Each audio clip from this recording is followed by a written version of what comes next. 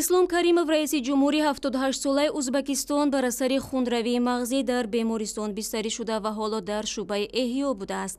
Лола Каримова Тилоева, духтари хурдии раиси ҷумҳури Узбекистон, дар ин бора рӯзи 29 август дар саҳифаи расмии фейсбукаш бо забонҳои русӣ, узбекӣ ва англисӣ иттилоъ дод ва гуфт ки ин хабари нохушро танҳо барои пешгирӣ аз ҳама гуна овозаҳо дар миён мегузорад. Ӯ навишт: ҳодисаи хунравии мағзии Ислом Каримов субҳи шанбеи гузашта рух додааст. Бемории президенти Узбекистон солҳо дар бораи вориси тахти раиси ҷумҳури ин кишварро матраҳ намудааст.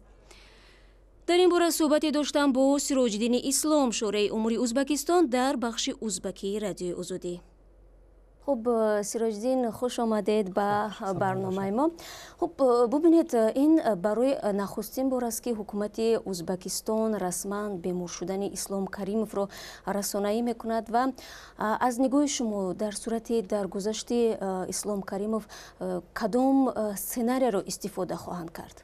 خب پیش بینی کردن خیلی دشوار است، چون ازبکستان یک کشوری پوشیده است و تمام تصمیم های سیاسی آید به وضع داخلی و خارجی کشور را همیشه اسلام کریموف میگرفت و اگر از نگاه قانون ازبکستان نگاه کنیم باید سپیکر پارلمانت رئیس کشور باشد، ولی سپیکر پارلمانت را هیچ کس نمیشناسد و خود پارلمانت نیز یک نیروی قوی سیاسی در کشور نیست. از همین لحاظ پیشگویی کردن خیلی دشوار است، ولی تخمین کردن ممکن است که شاید نیروهای امنیتی و اشخاصی که ابر قدرت محسوب می شوند نظارت را دست خودشان بگیرند و یک نفر را که برای آنها منظور باشد انتخاب کنند. خب تا جای ما میدونیم مناسبت میان کشورهای آسیای مرکزی چندان خوب نبود، ولی اسلام کریموف یکی از رهبران پرقدرت بود و اگر او از صحنه سیاسی دور شود، فکر میکنید چه پیامدی خواهد داشت برای کشورهای آسیای مرکزی؟ میدونید نظامی که در سالهای رهبری اسلام کریموف در ازبکستان ساخته شد یک نظامی بود که از نظام دولتداری شوروی سابق زیاد فرق نمی کرد. اگر حتی اسلام کریموف امروز نباشد در ازبکستان تغییرات زیاد نمی شود، چون تمام گویم که زینه های دولتداری زیر نظارت نیروهای امنیتی این کشور است.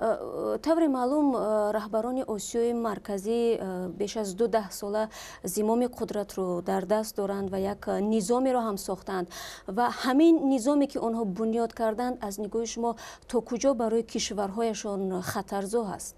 به نظر من در ازبکستان نباید ما انتظار باشیم که تغییرات کل می شود، چون سیستمی که چون گفتم تذکر کردم بنیاد شده است امروز به منفعت‌های گروه‌های ابرقدرت این کشور خدمت می‌کند و این نظام را مثلا از بین بردن خیلی دشوار است، چون نیروهای مخالفین در کشور وجود ندارند، آنهایی که بیرون از کشور هستند تاثیر زیادی ندارند و سیاست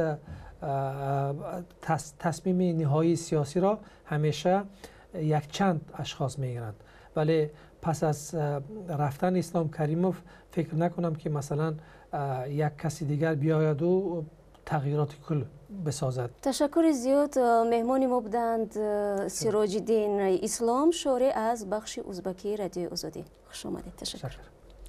مصاحبه با سیراجدین اسلام و تفصیلات بیشتری درباره وضع سیاسی پرزیدنت ازبکستان را در سایت آزادی پیدا کنید.